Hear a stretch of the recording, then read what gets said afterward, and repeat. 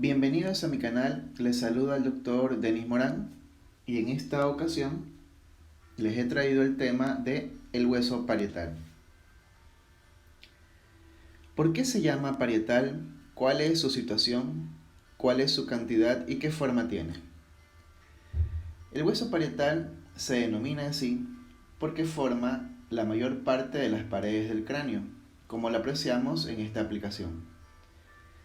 Se sitúa encima del hueso temporal, detrás del hueso frontal y por delante del hueso occipital. Hay dos huesos parietales, el izquierdo, el derecho, y tiene a su vez una forma cuadrilátera.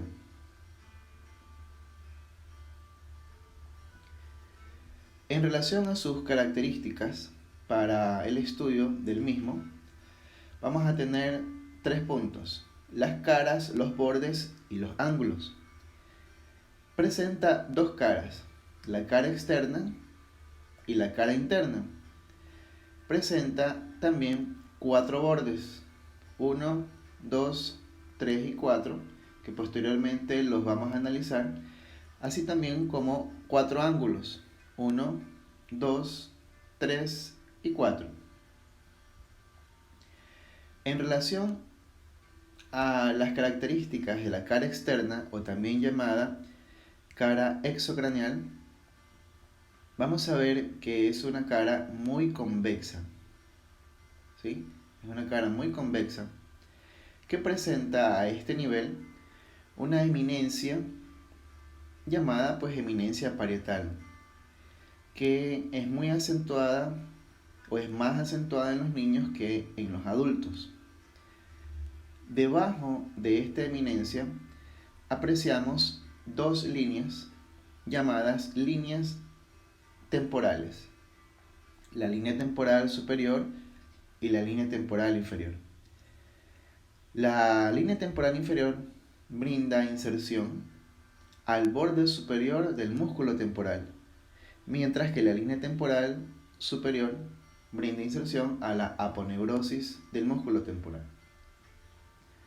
Además, podemos apreciar de que el hueso parietal forma parte de lo que se denominaría la fosa temporal.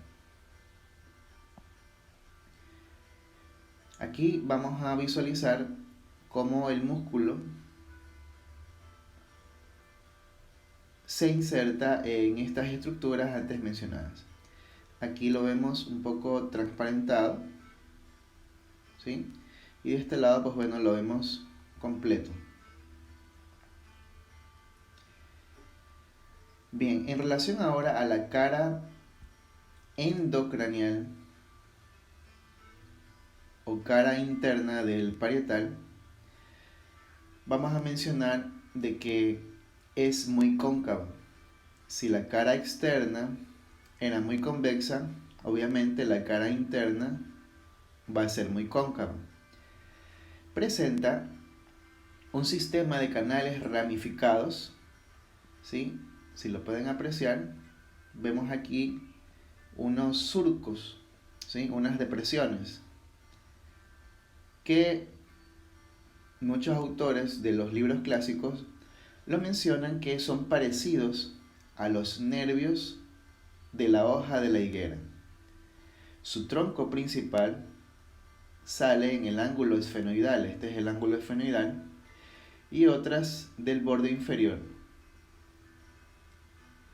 Estos surcos o estas ramificaciones son las huellas que dejan las ramificaciones de las arterias y venas meningias medias. Cerca del borde superior hay unas depresiones muy marcadas en ancianos que están en relación con pequeños cuerpos irregulares que se desarrollan en las meninges llamadas corpúsculos de Paccioni, aunque su terminología actual es granulaciones aracnoides, que yo se las he graficado de esta forma para tener más o menos la idea de cómo pueden ser. También se evidencian a este nivel unas impresiones digitales o eminencias mamilares de las circunvoluciones del cerebro. En esta parte de aquí observamos un hemisurco, es decir, una depresión, un hemisurco, que con el parietal opuesto formarían un surco completo que le pertenece al seno sagital superior. El seno sagital superior es un vaso sanguíneo de considerado calibre, específicamente una vena, que deja pues la impresión en este hueso o en estos huesos. En el tercio posterior al surco del seno sagital superior se evidencia también un foramen, un agujero, que es denominado pues foramen parietal, por donde va a pasar una vena emisaria, llamada anteriormente de Santorini. Y también apreciamos en esta parte de acá un surco que corresponde al seno sigmoide, también aquí que deja su impresión en este hueso. Y en la parte de acá arriba también apreciamos una parte de lo que sería un punto craniométrico, que es el brecma.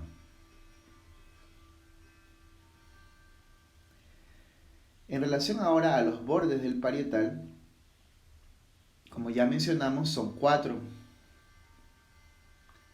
Tenemos el borde sagital, o llamado anteriormente superior, borde frontal o anterior, borde escamoso inferior y borde occipital o posterior. El borde sagital del parietal se lo considera como un borde grueso y dentado, como lo apreciamos ahí, ¿no? Grueso y dentado, que bueno, al unirse con el parietal opuesto, forman la sutura interparietal, o también llamada sutura sagital. El borde frontal también es dentado, ¿sí? Y se articula, en este caso, con el hueso frontal y forma la sutura coronal. El borde escamoso del parietal es corto, delgado y biselado, tiene curva cóncava hacia abajo y forma aquí la sutura escamosa. Se articula con el efenoides de este lado y con el temporal de este lado. Y el borde occipital del parietal, que también es profundamente dentado, tiene unos dientes más largos y gruesos y se articula con el hueso occipital. Y por último, los ángulos del parietal. Tenemos el ángulo frontal o anterosuperior, el ángulo esfenoidal anteroinferior, el ángulo occipital posterosuperior y el ángulo mastoideo posteroinferior. En relación al ángulo frontal, es un ángulo recto, se articula con el frontal y con el parietal.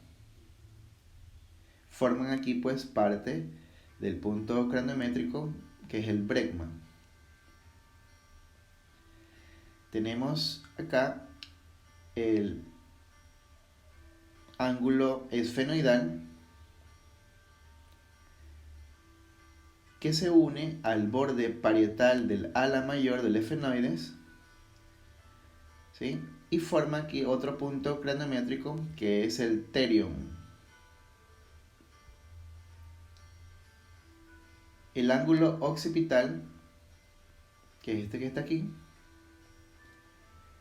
es un ángulo obtuso, se une al parietal opuesto y también aquí con la escama del hueso occipital, y forma parte también de otro punto craniométrico, que es el lambda.